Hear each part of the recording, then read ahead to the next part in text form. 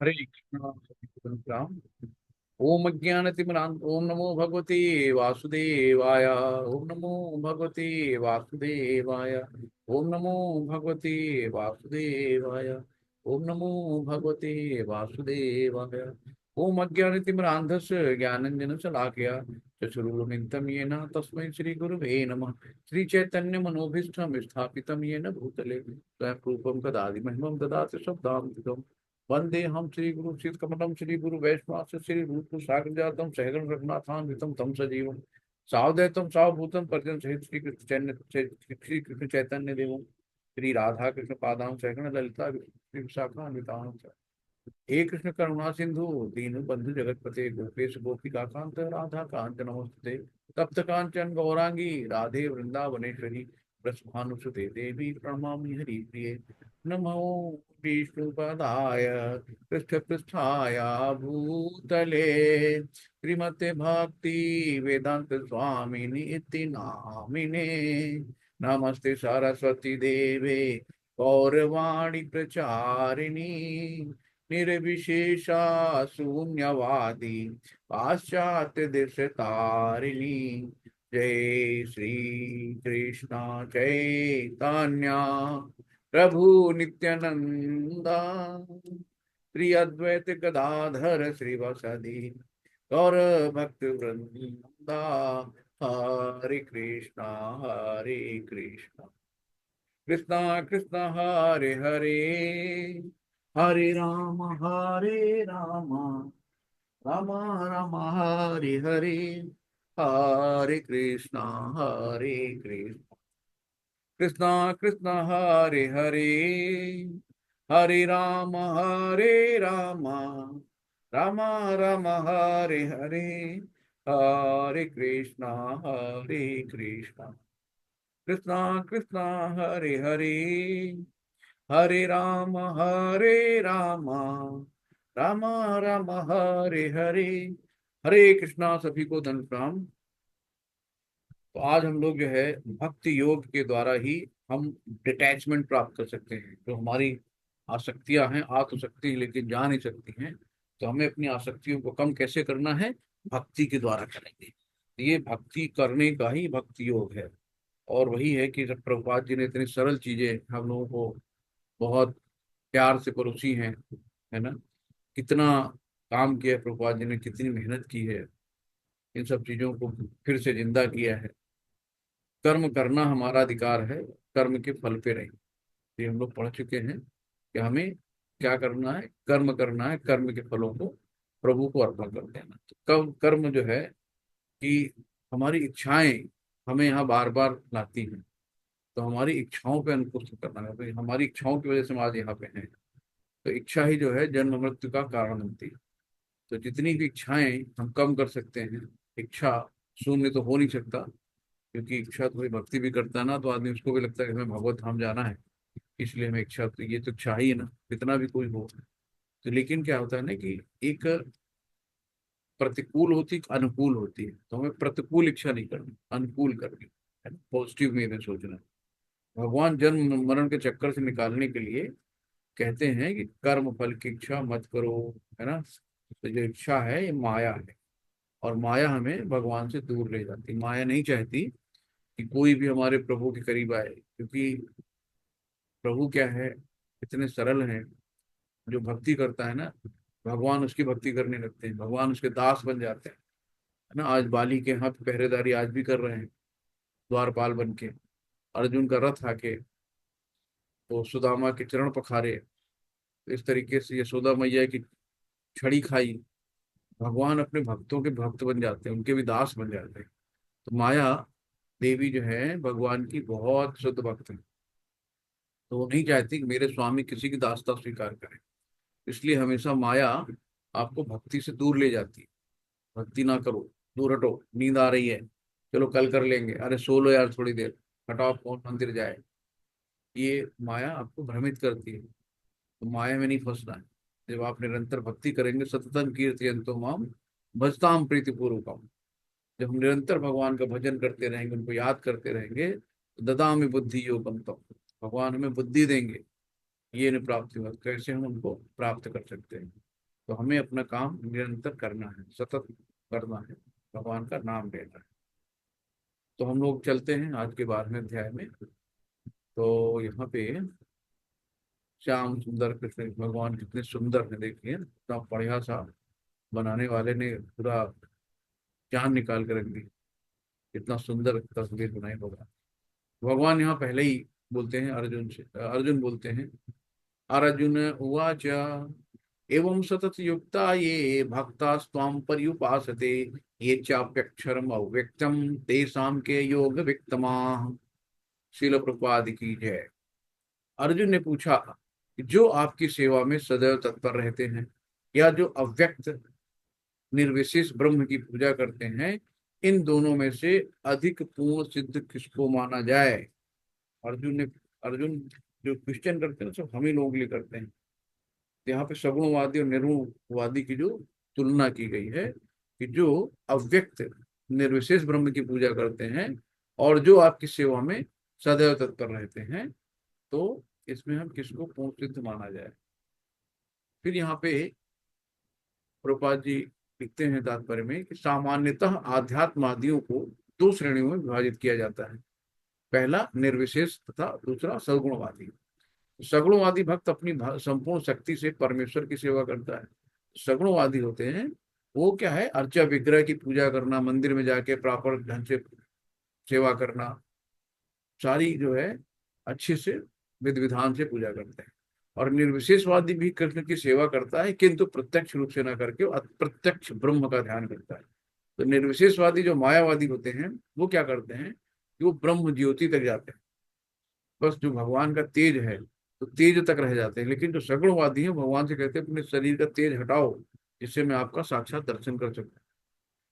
तो निर्गुण या निर्विशेषवादी मायावादी जो होते हैं, ये समझ लीजिए रेल का इंजन है तो रेल के इंजन की जो हेडलाइट जल रही ना, तो हेडलाइट तक पहुंच जाते हैं, लेकिन पीछे इंजन खड़ा नहीं दिखता है, उसके पीछे बोगी डिब्बे वहां पे लोग बैठे वो नहीं दिखते। केवल हेडलाइट देख के कहते आ भगवान मिल गया। तो अप्रत्यक्ष रूप से भगवान यानी कि ब्रह्म का ध्यान करते हैं। मेडिटेशन के यहाँ बहुत अच्छा से होता है। इस अध्याय में हम देखेंगे कि परम सत्य की अनुभूति की विभिन्न विधियों से भक्ति योग सर्वोत्कृष्ट है। तो हम इस अध्याय में आगे पढ़ेंगे कि जितनी भी अलग अलग विधियां हैं उसमें सबसे सर्वोच्च क्या है, भक्ति योग है, सबसे सरल है। यदि कोई भगवान का सानिध्य चाहता है तो उसे भक्ति करनी चाहिए, है ना। भगवान कहते हैं ना कि जो मेरा भक्त है मैं उसका परम मित्र हूँ, साफ साफ कहा है। भगवान की मित्रता अगर हो गई, यहाँ अगर एक मित्र बन गया, कोई विधायक है, कोई एमएलए है, कोई आईएएस अधिकारी है, तो कितना गौरवान्वित महसूस होता है। अरे यार कोई काम मत बताना, चुटकियों में करवा दूंगा, मोदी से काम हो, योगी से काम हो, बताना करवा दूंगा, है ना। तो अगर साक्षात भगवान आपके मित्र हो रहे हैं भक्ति करने से, तो फिर आपसे बड़ा कौवा वाला कौन हो सकता है भाई। तो भगवान से ऊपर तो कोई है ही नहीं ना। तो जिसके भगवान मित्र हो गए फिर उससे बड़ा कोई है ही नहीं। भक्त हमेशा इसीलिए निडर रहता है? क्योंकि सर्वोच्च जो शक्ति है उसका साथ है भगवान का। यहाँ पे भक्त भक्ति के द्वारा परमेश्वर की प्रत्यक्ष सेवा करते हैं तो वे सगुणवादी कहलाते हैं। जो लोग निर्विशेष ब्रह्म का ध्यान करते हैं वे निर्विशेषवादी कहलाते हैं। यहाँ पर अर्जुन पूछता है कि इन दोनों में से कौन श्रेष्ठ है। यद्यपि परम सत्य के साक्षात्कार के अनेक साधन है, किंतु इस अध्याय में कृष्ण भक्त योग को सबों में श्रेष्ठ बताते हैं। भक्त योग सबसे श्रेष्ठ है। यहाँ पे देखिए अर्च विग्रह की जो पुजारी हैं पूजा कर रहे हैं, उनको सजा रहे हैं, श्रृंगार कर रहे हैं, है ना। और बहुत तन मन धन से सब बहुत अच्छे से वो भाव ला के करते हैं पूजा। तो श्री भगवान वाच, हम भगवान बोलते हैं, मय्यावेश मनो ये माम नित्य युक्ता उपासते श्रद्धया परियोपेतास्ते मे यो युक्त मता। ये मय्यावेश मनो ये माम नित्य युक्ता उपासते श्रद्धया परियोपास्तास्ते मे यो युक्त मता मता। ये युक्त तमाम। श्री भगवान ने कहा, जो लोग अपने मन को मेरे साकार रूप में एकाग्र करते हैं और अत्यंत श्रद्धा पूर्वक मेरी पूजा करने में सदैव लगे रहते हैं, वे मेरे द्वारा परम सिद्ध माने जाते हैं। भगवान स्वयं कह रहे हैं कि मैया वेश्य मनो ये मां, कि जो मतलब कि यहाँ पे श्रद्धा पूर्वक और मेरा अपना मन मेरे चित्त में लगाते हैं, तो श्रद्धा भाव से विनम्र भाव से नित्य युक्त उपास है, नित्य यानी पर डे, और युक्त विधि विधान से हम हमारी पूजा करते हैं, वो भगवान कहते हैं कि वो मेरे द्वारा परम सिद्ध माने जाते हैं। तो कितना भगवान सरल भाषा में सब चीजें बता रहे हैं कि शुद्ध भक्त को केवल क्या करनी है, सेवा ही करनी है। वो वानप्रस्थ अवस्था नहीं यहाँ की चलो भाई जंगल चल रहे हैं तपस्या कर रहे हैं। शुद्ध भक्त भगवान की सेवा करता है, संन्यास संन्यास इधर उधर भागने उसमें नहीं रहता है ना। जो जिनको भगवान को हम लोग विग्रह नहीं साकार मानते हैं। तो कितने भी एग्जाम्पल आए भगवान साकार रूप में किस तरीके से भक्तों की मदद करते हैं, है ना। जैसे अभी हम लोग पीछे देख रहे थे खीर चोर मानवेंद्रपुरी जब लेने जा रहे थे भगवान का चंदन, तो उन्हें देखा वहां प्रसाद बट रहा है खीर का, तो उनके मन में आ गया कि काश मैं भी खीर का भोग भगवान को लगाऊं। तो भगवान, वो फिर उनके मन में आ गया, तो उन्होंने बोले नहीं मैं तो अपराध कर दिया मैंने, तो वहां से मंदिर से हट गए, जाके किसी पार्क में जाके किनारे लेट गए। भगवान ने क्या किया, जो उनके लिए भोग लगाया गया था, उस भोग में से एक प्याली खीर की उन्होंने छुपा के रख दी, और मंदिर के पुजारी को दर्शन दिया कि देखो मेरा भक्त है मानवेंद्रपुरी, उसको जाके प्रसाद दे के आओ। वो पंडित बहुत परेशान हो गया, बोला प्रसाद तो सब खत्म हो गया, प्रसाद तो बचा नहीं है, सब बांट दिया गया। बोले नहीं, जाओ अर्च विग्रह के पीछे देखो एक प्याली में रखा है। तो रात में दौड़ के गया, मंदिर खोला, देखा वाकई प्रसाद रखा है। सीधे सीधे भगवान का आदेश था। मानवेंद्रपुरी वहां पहचानता तो था नहीं, तो शोर करते हुए चिल्लाते हुए कैसे भी देखा कि पार्क में कहीं किनारे लेटे हुए थे, तुरंत भगवान ने आपके लिए प्रसाद भेजा है। तो मानव बुद्धि तो बहुत मतलब, लोग भगवान मैंने मैंने भगवान से अपनी सेवा करा ली, बहुत दुखी हुए। लेकिन उनको ये भी एहसास था कि अब लोग जानेंगे कि भगवान का एक भक्त आया, तो यहाँ बड़ी भीड़ लग जाएगी, तो रातों रात वहां से निकल गए। तो भगवान इतने सरल है ना, भक्तों के लिए कुछ भी करते हैं। इस तरीके से अपने आप में सेल्फ रियलाइजेशन करो, भगवान का ध्यान करो, कि भक्ति करो। तो by practicing yoga, people try to stop the mind thinking, but it is impossible, है ना। हम योगा के द्वारा सोचते हैं ना, हम मन एकदम अपना शांत कर लेंगे और अपना मन को भगवान में लगा देंगे, लेकिन चंचल है मन कृष्ण, मन इतना चंचल है कि वो 1-2 सेकंड शांत होता है, लेकिन तीसरे सेकंड तरफ से कहीं चला जाता है, किधर चला जाता है, बंदरों की भाग उछलता रहता है, तो एक जगह रुकता ही नहीं है। The goal of the life is not to be become unconscious, but to be become super conscious. हमें जो अपनी कॉन्शियस चेतना को बहुत उच्च स्तर तक ले जाना है। लेकिन जो लोग अपनी इंद्रियों को वश में करके तथा सबों के प्रति संभाव रहकर परम सत्य की निराकार कल्पना के अंतर्गत उस अव्यक्त की पूरी तरह से पूजा करते हैं, जो इंद्रियों की अनुभूति की से परे हैं, सर्वव्यापी हैं, अकल्पनीय हैं, अपरिवर्तनीय हैं, अचल तथा ध्रुव हैं, वे समस्त लोगों के कल्याण में संलग्न रहकर अंततः मुझे प्राप्त होते हैं। तो जो मेडिटेशन भी करते हैं ना, कि ब्रह्म ज्योति तक पहुंचते हैं और भगवान को मानते हैं कि परमात्मा क्या है, निराकार परम ब्रह्म ज्योति स्वरूप है, उनकी परमात्मा की परिभाषा होती है परमात्मा निराकार परम ब्रह्म ज्योति स्वरूप है। तो इस तरीके से वो ज्योति तक जाते हैं, लेकिन ध्यान करते हैं अल्टीमेट भगवान का। वही भगवान कह रहे हैं कि निराकार कल्पना के अंतर्गत उस अव्यक्त की पूरी तरह से पूजा करते हैं। तो जो व्यक्त नहीं है, अव्यक्त है ना, जो दिखाई नहीं देता, निराकार है, जो इंद्रियों की अनुभूति से परे, जो इंद्रियां उसको महसूस नहीं कर सकती, लेकिन सर्वव्यापी अकल्पनीय है, उसकी कल्पना नहीं करी जा सकती, अपरिवर्तनीय है, चेंज नहीं होता है, अचल है तथा ध्रुव है, वे समस्त लोग कल्याण में संलग्न रहकर अंततः मुझे प्राप्त होते। भगवान कहते हैं ना कि अप्रत्यक्ष रूप में वो मेरी पूजा कर रहा है, लेकिन फिर भी वो मुझे प्राप्त होता है।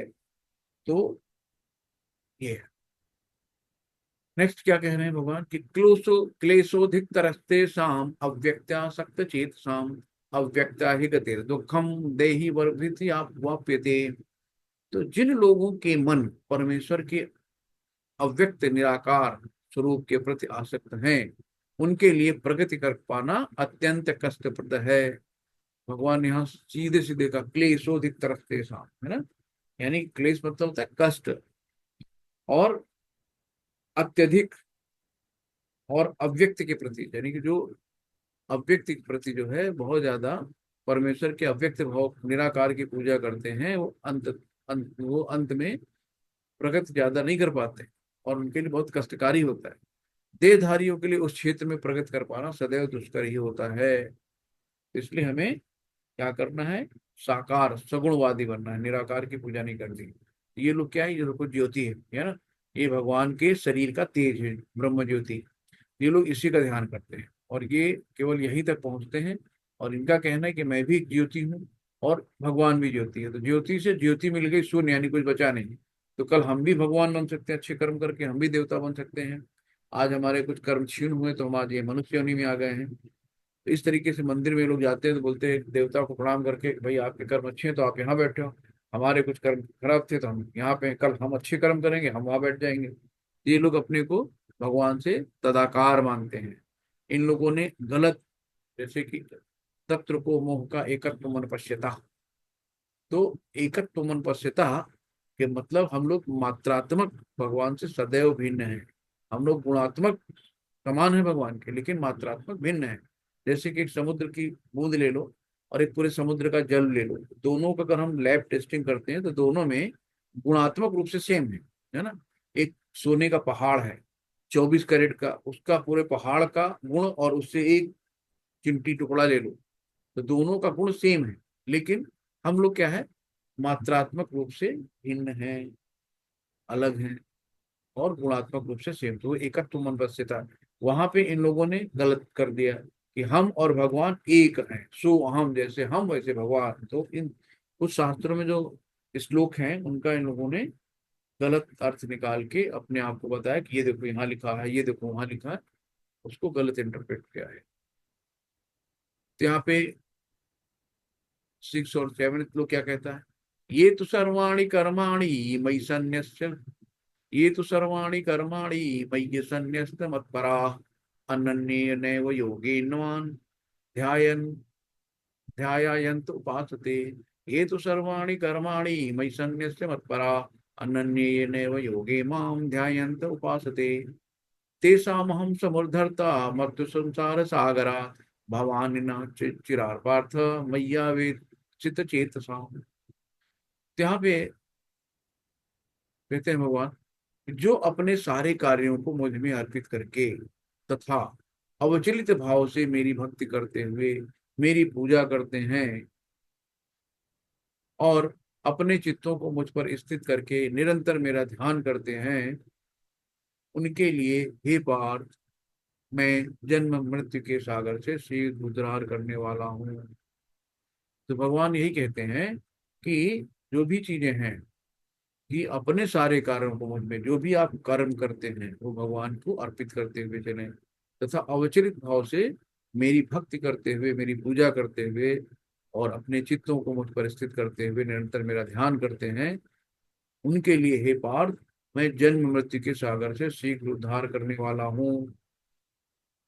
तो भगवान यही कहते हैं कि देखिए कितने प्यार से गरुड़ की सवारी लेके भगवान इतने प्यार से कि एक बच्चे को भगवान लेते हैं, पिता उठाता है, वैसे भगवान स्वयं अपने बच्चे को भव सागर से, भव सागर में नैया हमारी डूब रही है, उसको निकालने के लिए स्वयं आते हैं।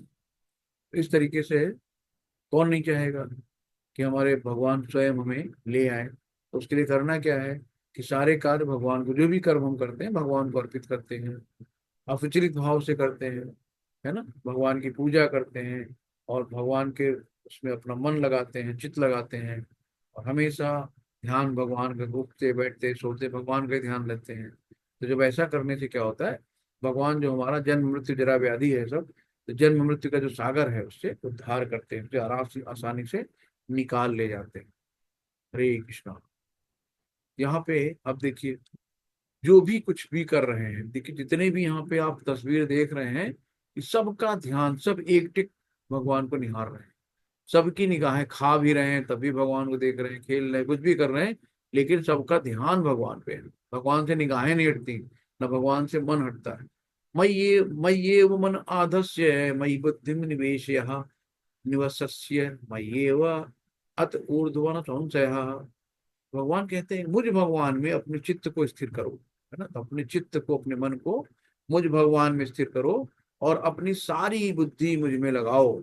इस प्रकार तुम निसंदेह मुझ में सदैव वास करोगे। भगवान कहते हैं अपना मन चित्त सब स्थिर करो, अपनी बुद्धि मुझ में लगाओ, इस प्रकार तुम निसंदेह मुझ में सदैव वास करोगे। भगवान यहाँ पे सब ग्वाल वाले इनके बहुत प्रिय थे, और सबसे शुद्ध भक्तों में यही आते हैं, जितनी भी गोपियां हैं ग्वाल वाले हैं, ये हमेशा भगवान में अपना चित्त लगाए रखते, अपना मन भगवान में। उठते बैठते तो गोपियां थी, वो माखन बनाती थी और ऐसी जगह रख देती थी कि कृष्ण आए, माखन चुराएं, और फिर हम जाके यशोदा मैया से शिकायत करने के बहाने उनको एक झलक देख लें। एक झलक देखने के लिए शिकायत करने जाती थी कि भगवान का एक झलक हमें मिल जाए, इतने सुंदर थी। इस तरीके से भगवान स्वयं बता रहे हैं कि क्या क्या करना है। और यहाँ पे अथ चित्तम समाधातुम न शक्नोषि मयि स्थिरम अभ्यासे योगेन तो ततो मामिक अभ्यास योगेन ततो मामिच्छाप्तुम धनंजय। हे अर्जुन, हे धनंजय, यदि तुम अपने चित्त को अविचल भाव से मुझ पर स्थिर नहीं कर सकते, तो तुम भक्ति योग के विधि विधानों का पालन करो। इस प्रकार तुम मुझे प्राप्त करने की चाहत उत्पन्न कर सकते हो। इसको हम लोग साधना भक्ति कहते हैं, है ना। और इसके पहले जो ये थी, ये अनन्य भक्ति थी। तो अनन्य भक्ति की अन्य कोई नहीं। तो इसमें भगवान कहते हैं कि मुझ भगवान में अपने चित्त को स्थिर करो और अपनी सारी बुद्धि मुझ में लगाओ। इस प्रकार निसंदेह, यानी कि अनन्य, अपनी बुद्धि, सारी बुद्धि, और कहीं बुद्धि नहीं लगाओ, किसी अन्य जगह नहीं लगाओ। अनन्य बुद्धि, इसको अनन्य भक्ति कहते हैं कि आपके अलावा और कोई नहीं। और फिर भगवान यहाँ पे साधना भक्ति का जिक्र कर रहे हैं कि अगर आप ये नहीं कर सकते हो तो साधना भक्ति कर लो। साधना भक्ति में क्या है कि तुम अपने चित्त को अविचल भाव से मुझ पर स्थिर नहीं कर सकते अगर, तो फिर क्या करोगे, तुम भक्ति योग के विधि विधानों का पालन करो। तो भक्ति योग में क्या है कि भाई अर्च विग्रह की पूजा करना है, हरे कृष्ण महामंत्र का जाप करना है ना। इस तरीके से जो भी भक्ति में जितनी भी पूजा पाठ, सुबह 4:30 बजे उठ के मंगला आरती होती है, 16 माला करनी होती है, तो तुम भक्ति युद्ध के विधि विधानों का पालन करो। इस प्रकार तुम मुझे प्राप्त करने की चाह उत्पन्न करोगे। इसको कहते हैं साधना भक्ति। फिर अगर वो भी नहीं कर पाते, भगवान कहते हैं भाई चलो तुम अनन्य भक्ति नहीं कर पाए, साधना भक्ति भी आपसे नहीं हो पा रही है, फिर क्या करोगे। अभ्यासे अप्य समर्थोसी मत कर्म परमो भवः मदर्थमपि कर्माणि कुर्वन् सिद्धिं वापसी। भगवान यह कहते हैं कि यदि तुम भक्ति योग के विधि विधानों का पालन या अभ्यास नहीं कर सकते, तो फिर क्या करोगे, तो मेरे लिए कर्म करो, है ना। तो मेरे लिए कर्म करने का प्रयत्न करो, क्योंकि मेरे लिए कर्म करने से तुम पूर्ण अवस्था सिद्ध को प्राप्त होगे। ये होता है निष्काम कर्म। जैसे कि देखिए यहाँ पे अपने जो प्रभु जी हैं, सुधीर प्रभु जी, ये निष्काम कर्म योग में आते हैं कि हर क्लास में प्रभु जी जाके भजन गाते हैं। ये भी भक्ति है, ये भी कर्म है ना। तो भगवान के लिए करते हैं। इसमें प्रभु जी को कोई पे नहीं देती, सैलरी मिलती, भगवान जो लोग गाना गाने को पैसा मिल रहा है। भगवान, प्रभु जी स्वयं जाते हैं, अपनी इच्छा से जाते हैं, अपने मन से जाते हैं, निस्वार्थ। भी कर्म हुआ भगवान के लिए, भगवान को खुश करने के लिए गाना गाना, उनका भजन करना, है ना। कोई मिस्त्री का काम जानता है तो जाके उसने मंदिर में पैसे नहीं लिए, फ्री में जाके अपना श्रमदान कर दिया। कोई प्रसादम बना रहा है, कोई फूल माला बना रहा है, कोई वहां पे मंदिर में झाड़ू लगा रहा है। इस तरीके से करके हम लोग क्या करते हैं कि ये निष्काम कर्म में आता है कि जिसमें कोई आसक्ति नहीं होती है। जो कर्म भगवान के लिए किया जाता है ना। सकाम कर्म जो अपने लिए किया जाता है, ये निष्काम कर्म। इस तरीके से हम लोग फिर आगे बढ़ते हैं। यद करोसि यद नासि यद जुहोसि ददाति यस्, यद तपस्व यद यद तपस्वस्य कौन्तेय तत्कुरुष्व मदर्पणम। भगवान कहते हैं भाई कि अगर आप अनन्य भक्ति नहीं कर पाते, साधना भक्ति नहीं कर पा रहे, निष्काम कर्म योग नहीं कर पा रहे हो, तो ऐसा करो कि तुम जो भी कुछ करते हो, जो कुछ खाते हो, जो कुछ अर्पित करते हुए दान देते हो, जो भी तपस्या करते हो, मुझ में अर्पित करते हुए करो। तो जो भी करो तो उसमें क्या है कि ओम तत्सति, जो भी करा भगवान को साक्षी मानकर दान कर दिया, ओम तत्सति। तो जो भी खाओ पहले भोग लगाओ भगवान का। कुछ भी हो भगवान को अर्पित करो, दान देते हो भगवान को दो। तपस्या करते हो, सब कुछ भगवान को अर्पित कर दो, कृष्णार्पणमस्तु कृष्णार्पणमस्तु कृष्णार्पणमस्तु। भगवान कहते हैं ऐसा कर लो। अब यहाँ पे क्या है कि अथई अथई ततप्स शक्तोषि कर्तुम मद्योगमाश्रितः सर्वकर्म फल त्यागम सर्वकर्म फल त्यागम ततः कुरु यतात्मवान। अगर हालांकि आप इस चेतना में काम करने में असमर्थ हैं, अब भाई भगवान कह रहे हैं कि इस चेतना में अगर काम करने में असमर्थ हैं आप, तो फिर क्या करना है? तो अपने काम के सभी परिणामों को त्याग देने की कोशिश करो, कि जो भी काम कर रहे हो उसको त्याग दो और आत्म स्थित होने की कोशिश करो। आत्म साक्षात्कार के हम शरीर नहीं, हम आत्मा है ना, अपने आप। अब यहाँ पे देखिए नंद महाराज हैं, ये नंद महाराज हैं, ये हमेशा दान करते रहते थे, ब्राह्मणों को दान, गौएं हजारों लाखों गायें दान करते थे, रत्न आभूषण दान करते थे, अन्न दान करते थे। तो ये भी दान एक, ये भी कर्म है ना। अब यहाँ पे है श्रेयो ही ज्ञान अभ्यासा ज्ञानं जान ध्यान विशिष्यते ध्यान कर्म फल त्याग सत्यागाच्छन्तिरन्तरम्। श्रेयो हि ज्ञान अभ्यास ज्ञानं ध्यानं विशिष्यते ध्यान कर्म फल त्याग सत्यागाच्छन्तिरन्तरम्। अब यहाँ पे भगवान कह रहे हैं कि यदि आप इस अभ्यास में नहीं जा सकते, कौन से, ज्ञान वाले में, तो अपने आप को ज्ञान में संकल्प करो।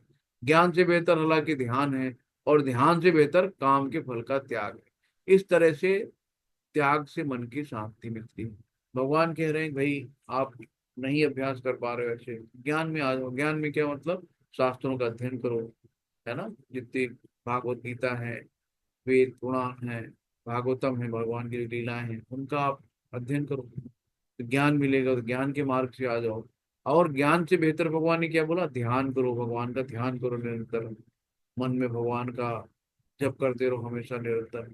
और ध्यान से बेहतर क्या है? फल का त्याग, कि जो भी आप कर्म करते हो उनका फल का त्याग करो। तो जो भी चीजें भगवान को आप अगर कुछ भी अर्पित करते हो, भगवान कई लाख गुना आपको बदले में देते। देखो यहाँ पे दिखाया है कि यहाँ पे शास्त्रों का अध्ययन कर रहे हैं। इससे बढ़िया क्या बताया? ध्यान बताया। ध्यान से बढ़िया क्या बताया? दान, है ना। अब दान में ये क्या है कि ये फल वाली है गोपिका, भगवान को उन्होंने बहुत अच्छे अच्छे फल दे दिए, लल्ला ये भी ले लो, लल्ला ये भी ले लो, लल्ला ये भी ले लो। और कोई ये नहीं करा कि इसके बदले में हमें आप पैसे दो। लेकिन भगवान ने क्या करा? पहले गांव चलता था ना कि एक मुट्ठी अनाज ले आए, अनाज के बदले में सामान ले लिया, तो पैसे नहीं होते थे ज्यादा। भगवान ने क्या किया कि नहीं हम ऐसे नहीं लेंगे, तो उन्होंने एक मुट्ठी अनाज डाल दिया। अब इनको देखा, कुछ दूर जाके उसमें हीरे जवाहरात सब टोकरी भर गए, थोड़ी भारी भारी लगने लगी। तो उन्होंने फल दान किए, लेकिन उनके बदले में उनको लाखों की संपत्ति मिल गई। तो आपका ध्यान दान कभी व्यर्थ नहीं जाता, लेकिन वो किसी उपेक्षा के बिना, इच्छा नहीं होनी चाहिए। भगवान कहते हैं कि ऐसा मेरा ऐसा भक्त जो सामान्य कार्यकलापों पर आश्रित नहीं होता, जो शुद्ध है, दक्ष है, चिंता रहित है, समस्त कष्टों से रहित है, और किसी फल के लिए प्रयत्नशील नहीं रहता, वो मुझे अत्यंत प्रिय है। अब यहाँ पे देखो, ये नामाचार्य दास ठाकुर जी हैं, ये 192 माला जपते थे। कितनी? 190। और हम लोग 16 माला नहीं कर पाते हैं। अरे कैसे करेंगे, बहुत कठिन काम, बहुत कठिन काम है, नहीं हो पाता, नींद आने लगती, एक माला नहीं हो पाती, दो माला नहीं हो पाती। तो इस तरीके से ये क्या है कि यहाँ पे एक, जब ये मुस्लिम परिवार के थे, तो चैतन्य महाप्रभु ने इनको अपना लिया। ये कहते थे मैं तो मांस भी खाता था, मेरे परिवार में ये भी होता, तो मैं कैसे भक्ति कर पाऊंगा। लेकिन चैतन्य महाप्रभु की कृपा हुई और ये शुद्ध भक्त बने। तो लोगों ने सोचा कि इनकी भक्ति खत्म किया जाए, तो एक वेश्या को भेज दिया इन्होंने। और वो आके कि क्या बहुत सुंदर हो, मैं आपके साथ रुकना चाहती हूँ। तो इन्होंने कहा ठीक माता जी, जो आप कहोगे मैं सब करूंगा, बस मेरी माला पूरी हो जाए। तो सुबह शाम तक बैठी रहती थी, नाम सुनती थी, हरे कृष्ण कृष्ण कृष्ण हरे हरे, हरे राम राम राम हरे हरे, हरे कृष्ण कृष्ण कृष्ण हरे हरे, हरे राम राम राम हरे। तो वो क्या हुआ कि एक दिन हो गया, दो दिन हो गया, तीन दिन हो गया, धीरे धीरे फिर मन जो होता है ना भक्तों का संग, साधु संग, तो इनके मन ही बदल गए। और तुरंत पांचांग प्रणाम किया, कि हमको अपनी शिष्य बना लो और हमें भी मंत्र ज्ञान दे दो, हम भी माला करेंगे बैठ के। और तुरंत इन्होंने अपना पूरा सब कुछ छोड़ के भगवान के चरणों में समर्पण हो गई और नाम जप करने लगी, और ये भी साध्वी बन गई। ये है भक्तों के संग का रंग। जो किसी से द्वेष नहीं करता, लेकिन सभी जीवों पर दयालु। भगवान कहते हैं ना कि अ, अनसूये वे, कि जो है, हे अर्जुन तुम किसी से द्वेष नहीं करते हो, इसलिए 9वें अध्याय का जो पहला श्लोक में पढ़ा था कि उसमें अनुसूय शब्द आता है। तो क्योंकि तुम किसी से द्वेष नहीं करते हो इसलिए मैं तुम्हें ज्ञान दे रहा हूँ। और ये है, तो जो किसी से द्वेष नहीं करता लेकिन सभी जीवों का दयालु मित्र है, जो अपने को स्वामी नहीं मानता और मिथ्या अहंकार से मुक्त है, जो सुख दुख में समभाव रहता है, सहिष्णु है, सदैव आत्मतुष्ट रहता है, आत्म संयमी है, तथा जो निश्चय के साथ मुझ में मन तथा बुद्धि को स्थिर करके भक्ति में लगा रहता है, ऐसा भक्त मुझे अत्यंत प्रिय है। यो में भक्त समय प्रिय। तो भगवान ऐसे कहते हैं कि जो हर हाल में किसी से द्वेष नहीं रखता है ना, सबसे दयालु है, अपने आप को स्वामी नहीं मानता, अगर उसके अंदर मिथ्या अहंकार नहीं है, सुख दुख में संभाव रहता है, सहिष्णु है, सहने की क्षमता है उसके अंदर, और मुझ पर मन तथा बुद्धि को स्थिर करके भक्ति में लगा रहता है, तो ऐसा भक्त भगवान कहते हैं मुझे हमेशा प्रिय है। भगवान देखो अपने भक्तों के भी भक्त बन जाते हैं। सुदामा की चरण पखार रहे हैं भगवान, है ना, अर्जुन के सारथी बन जाते हैं, बाली के यहाँ पहरेदारी कर रहे हैं भगवान। ये सब भाई यही है भक्ति, जिससे किसी को कष्ट नहीं पहुंचता तथा जो अन्य किसी के द्वारा विचलित नहीं किया जाता, जो सुख दुख में भय तथा चिंता में संभाव रहता है, वो मुझे अत्यंत प्रिय है। तो अब भगवान ये कह रहे हैं, किसी को मनसा वाचा करना, आप किसी को कटाक्ष मत बोलो, किसी को वाणी से भी दुख मत, उसके कह रहे तुम्हारी बात मेरे दिल पे लग गई, बहुत बुरा हुआ, तो किसी को ऐसे शब्द ना बोलो, न मन से, न वचन से, न कर्म से, किसी को हमें दुख नहीं पहुंचाना है, कष्ट नहीं पहुंचाना है। जो अन्य किसी के द्वारा विचलित नहीं किया जाता और ना ही किसी के द्वारा विचलित होता है, जो सुख दुख में भय तथा चिंता में स्वभाव रहता है, वो मुझे अत्यंत प्रिय है। भगवान यहाँ पे बोलते हैं कि आ, कुछ भी कर दो, जैसे यहाँ पे ये फिगर दिखाया गया ना, तो ये जो है विष्णु लोक से जो ये शिव पार्वती जी देखो बैठे हुए ना, शिव पार्वती, यानी कि शिव जी की गोद में पार्वती जी बैठी, और ये विष्णु लोक से चले आ रहे थे, चित्रगुप्त है, चित्रकेतु है। तो चित्रकेतु को यहाँ पे सभा सब लोग सुन रहे हैं, कथाएं सुन रहे हैं। तो चित्रकेतु को ये दृश्य देख के बहुत अच्छे से हंसी आई, लेकिन पार्वती जी इसको गलत समझ गई, तो उनको लगा कि मैं शंकर जी की गोद में बैठी इसलिए हंस रहे हैं, और ये शुद्ध भक्त थे, जबकि इन्होंने इस तरीके का, इनके मन में ख्याल भी नहीं आया कि माता जी यहाँ पे बैठी हैं। तो उनको ये लगा कितनी अच्छी चर्चाएं हो रही हैं, भगवान का नाम चल रहा है, बहुत खुश हो गए देख के। लेकिन उसका इन्होंने गलत, पार्वती जी ने कोरिलेट किया और श्राप दे दिया। तो ये बकरा आगे कि असुर बन जाए, तो ये फिर आगे असुर बने, फिर असुर बन के भी इनके अंदर याददाश्त थी कि भगवान के द्वारा इनका उद्धार हुआ, लेकिन कतई विचलित नहीं हुए कि आपने मुझे क्यों अननेसेसरी श्राप दे दिया, मैंने तो ऐसा कुछ करा ही नहीं है, मैंने तो ऐसी कोई आर्गुमेंट नहीं। इन्होंने इसलिए एक्सेप्ट किया, प्रणाम किया, और आराम से इस तरीके से कि किसी को कष्ट नहीं पहुंचाता और किसी द्वारा विचलित नहीं किया, कुछ भी हुआ, भले इनकी गलती नहीं थी, श्राप मिल गया, उन्होंने एक्सेप्ट कर लिया, विचलित नहीं हुए। जो सुख दुख में भय तथा चिंता में संभाव रहता है, वो मुझे अत्यंत प्रिय है। जो न कभी हर्षित होता है, न शोक करता है, जो न पछतावा है, न इच्छा करता है, तथा शुभ तथा अशुभ दोनों प्रकार की वस्तुओं का परित्याग कर देता है, ऐसा भक्त मुझे अत्यंत प्रिय है। तो भगवान यहाँ पे यही बोलते हैं कि किसी भी कंडीशन में, कि न वो हर्षित होता है, न बहुत ज्यादा सुख में बड़े खुशी हो गए, दुख आया तो बड़ा रोने लगे, पछतावा होने लगा, बहुत इच्छा होने लगी शुभ और अशुभ, कि यार मेरे लिए सही नहीं, ये गलत है, तो ये सब चीजों का परित्याग कर देता है, तो ऐसा भक्त मुझे अत्यंत प्रिय है। अब भक्त प्रहलाद के लिए राजा हिरण्यकश्यप के पुत्र हैं, तो ये राज राज राज राजपाट से रह सकते थे, लेकिन ये हमेशा भगवान का स्मरण करते हैं। तो इनको कोई भय नहीं था कि हाथी के नीचे कुचलवा दोगे, इनसे मारे जाएंगे, ऊंची पहाड़ी से फेंक देंगे नीचे, जलते हुए खंभे में लिपट जाएंगे, कोई मतलब नहीं था। वे हमेशा भगवान का जाप करते थे। हिरण्यकश्यप ने पूछा कि खंभे में भगवान है, कि हाँ बिल्कुल है। तो भक्त का मान रखते हैं भगवान खंभे से प्रकट हो, ऐसा चीज है। तो भगवान कहते हैं कि जो कभी हर्षित ना होता, ना शोक करता, ना पछतावा करता, ना इच्छा करता था, शुभ अशुभ दोनों में का सबका परित्याग कर देता है, ऐसा भक्त मुझे अत्यंत प्रिय है। यहाँ पे जो मित्रों तथा शत्रुओं के लिए समान है, जो मान तथा अपमान, शीत तथा गर्मी, सुख तथा दुख, यश तथा अपयश में संभाव रहता है, जो दूषित संगति से सदैव मुक्त रहता है, जो सदैव मौन और किसी भी वस्तु से संतुष्ट रहता है, जो किसी प्रकार के घर बार की परवाह नहीं करता, जो ज्ञान में दृढ़ है और भक्ति में संलग्न है, ऐसा भक्त मुझे अत्यंत प्रिय है। यहाँ पे एक कहानी आती है कि जो अमरीश महाराज है, तो जिनको अभी हम लोगों ने पढ़ा था कि नौधा भक्ति किसने करी है, अमरीश महाराज ने। तो राजा अमरीश जी हैं, तो ये है, ये किसी चीज से प्रभावित नहीं होते हैं, न सुख न दुख, न गर्मी न सर्दी, न मान न अपमान। यहाँ पे इनकी कहानी ऐसी है कि राजा जैसे अभी एकादशी बीती है कल, एकादशी का व्रत था इनका। और एकादशी का जो पारायण का टाइम होता है, उस समय आपको कुछ खाना होता है पारायण टाइम में, तभी वो व्रत पूरा कंप्लीट होता है।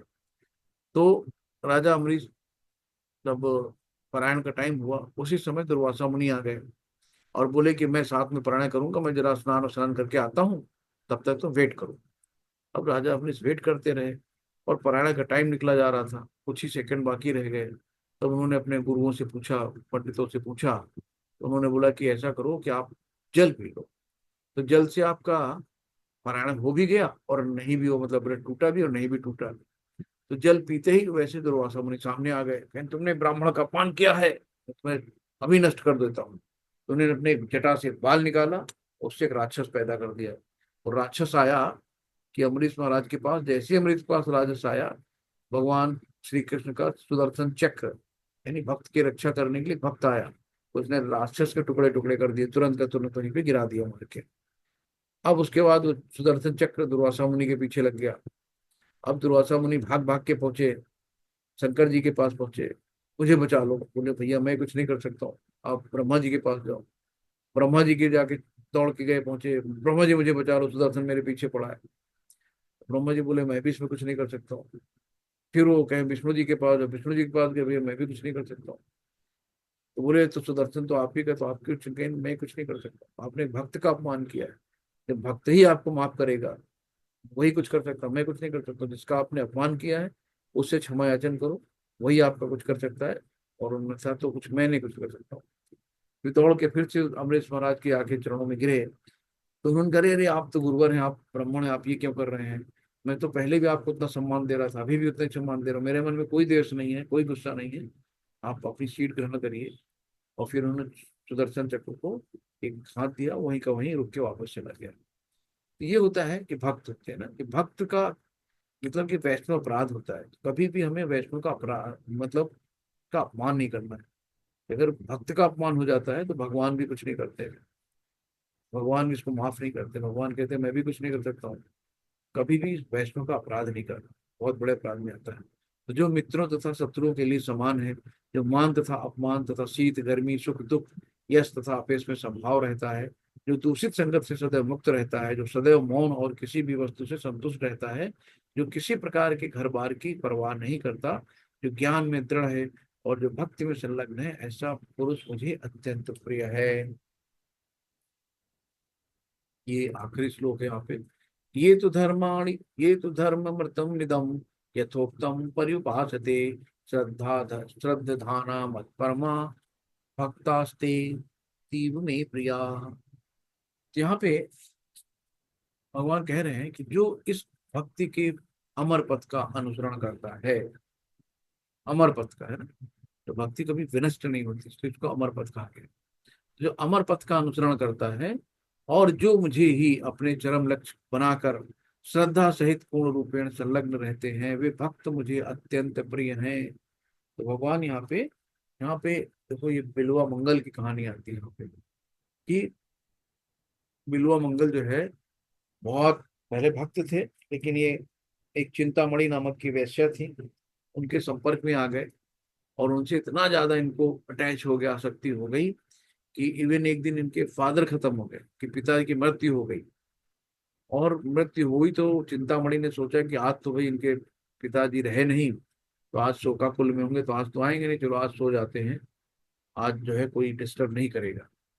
और उस दिन इतनी आंधी पानी तूफान था, बिजलियां कड़क रही थी, फिर भी ये नदी पार करके आना था, अंधेरी रात थी। इन्होंने सोचा एक लकड़ी का टुकड़ा मिल गया, उस पे बैठ के नदी पार कर गया, जबकि वो लाश थी। एक लाश पे बैठ के चले आए। फिर भागते हुए किसी तरीके से आए, देखा सब चारों तरफ से बंद था, पेड़ पे चढ़ गए, बालकनी से जाएंगे। अब देखा बालकनी दूर थी, कैसे करें, तो फिर वहां पे एक रस्सी टाइप में लटक रही थी, वो सांप था। भी मतलब इतना आसक्ति थी कि उनको दिखाई नहीं दिया कि हम लाश पे जा रहे हैं, इतना आंधी तूफान है, और कैसे जाके कूद गए उनके घर के अंदर। और जब उनके कमरे का दरवाजा खटखटाया तो चिंतामणि निकली वहां से, बोली अरे इतनी आंधी तूफान भरी, इसमें यहाँ इतनी है, कैसे संभव, यहाँ कैसे आ गए। देखा कहीं वहां से आए हैं, तो देखा वहां सांप लटका हुआ, देख रहे कहीं तुमको काला सांप भी नहीं दिखा। कहीं अगर इतना ही प्रीत भगवान से लगाते तो शायद आपका उद्धार हो जाता। तो इनको भक्ति थी, कहीं ना कहीं दबी हुई थी, तो चीजों को उनको फिर से स्मृति आई, है ना। तो सर्वस्य चाहम हृत सन्निविष्टो मत स्मृति ज्ञान मपोहिनम च। भगवान ही बुद्धि देते हैं, भगवान ही शक्ति देते हैं हर चीज के लिए। तो फिर इनको एहसास हुआ कि तो मैं कहाँ पाप में जा रहा हूँ। तो चिंतामणि को उन्होंने अपना गुरु बना लिया, है ना। चिंतामणि को शिक्षा गुरु बना लिया, और वहीं पे उनको दंडवत करके वहां से उन्हें निकल लिया। और जितनी भी इन्होंने अपनी रचनाएं करी हैं, और इस साउथ से समझ लो वृंदा तक पैदल आए, है ना? इन्होंने पूरा वृंदावन, साउथ से लेके वृंदावन की यात्रा पैदल की। अब वहां से तो चले तो आए, जब वापस आ रहे थे तो एक जगह भिक्षा मांगा, वैश्य का घर था, उसकी बीवी बड़ी सुंदर थी। तो फिर इनकी निगाह इस पे टिक गई, फिर इनको लगा फिर मैं वहीं आ जाके, मतलब इतनी जो पुरानी आसक्तियां होती हैं इतनी जल्दी जाती नहीं है। तो फिर इन्होंने क्या करा कि उनसे कहा कि माता जी, आप जो हेयर में पिन लगाती हैं क्या दे सकती है मुझे। तो उन्होंने कहा पिन का क्या करोगे, आप पिन दे दीजिए। उनसे पिन लिया और तुरंत वहीं पे अपनी आंखें फोड़ गई, कि आंखों के कारण मैं फंस जाता हूँ बीच बीच में, अब ना मैं देखूंगा और ना फंसूंगा। और फिर वहां से ये भगवान के बहुत अच्छे गीत गाते रहे, और इतने मधुर गीत गाते थे कि भगवान स्वयं आके सुनते थे। जैसे हमारे सुधीर प्रभु जी हैं, बैठ के गाते हैं तो भगवान वहां सुनने आते हैं। ये मधुर गीत है।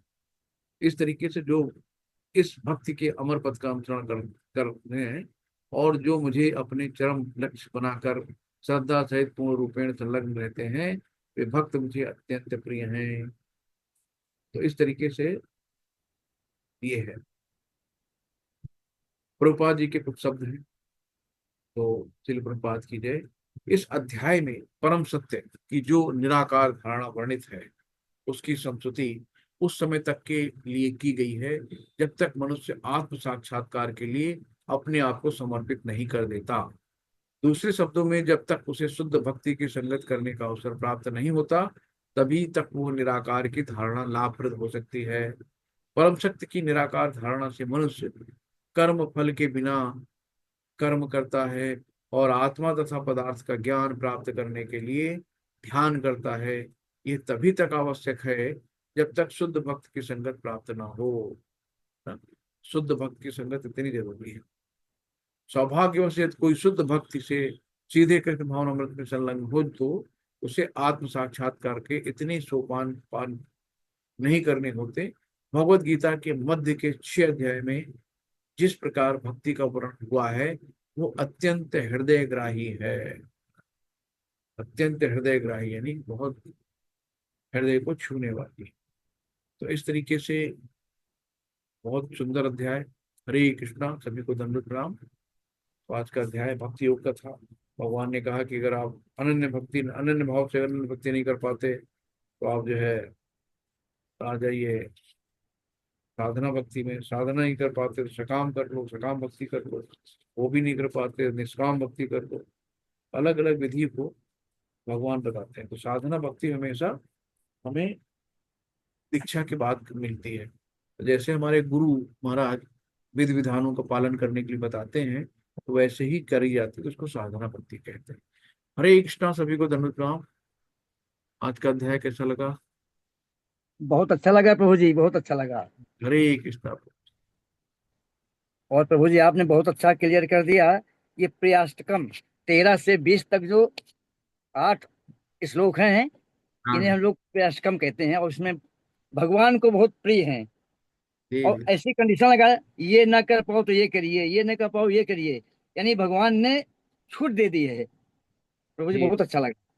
हरी बोल, हरी बोल। भगवान ने कितने रास्ते बताए हैं, कितने बार रास्ते बताए हैं कि ये नहीं करो तो ये कर लो है, फिर भी हम लोग नहीं कर पाते हैं। बहुत ज्यादा। ये आपने बहुत अच्छा बताया कि त्रियाश्रम वाला मैं बताना भूल गया था। ये हाँ, 13 से 18, 13 से 20। 13 से 20 वाला, हाँ आखिरी तक है। जी। और प्रभु जी भगवान कृष्ण की सबसे बड़ी महिमा इस बात पे है हम्म। कि थोड़ा करो या ज्यादा करो, इस ये जो 8 श्लोक है, सब में प्रिय। जी जी जी।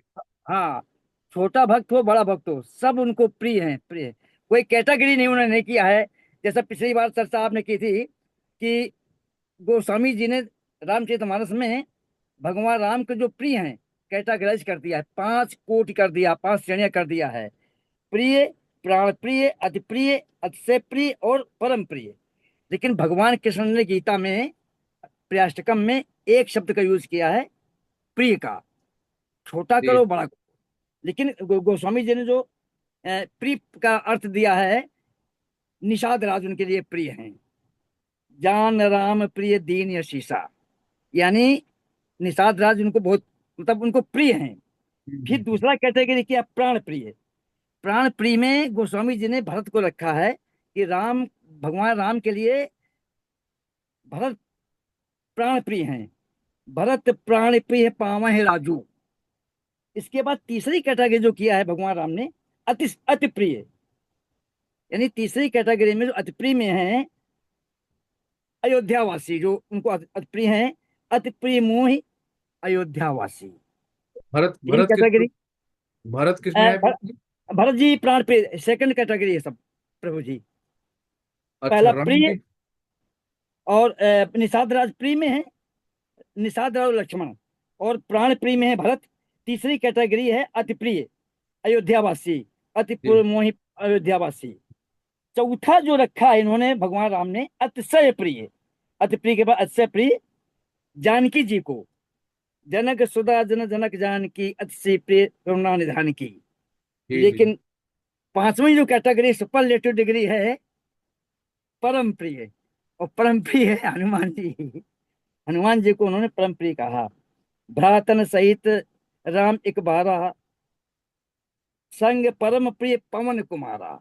तो भगवान राम ने अपने भक्तों को 5 श्रेणियों में बांटा है, लेकिन भगवान कृष्ण ने कैटेगरी नहीं की है।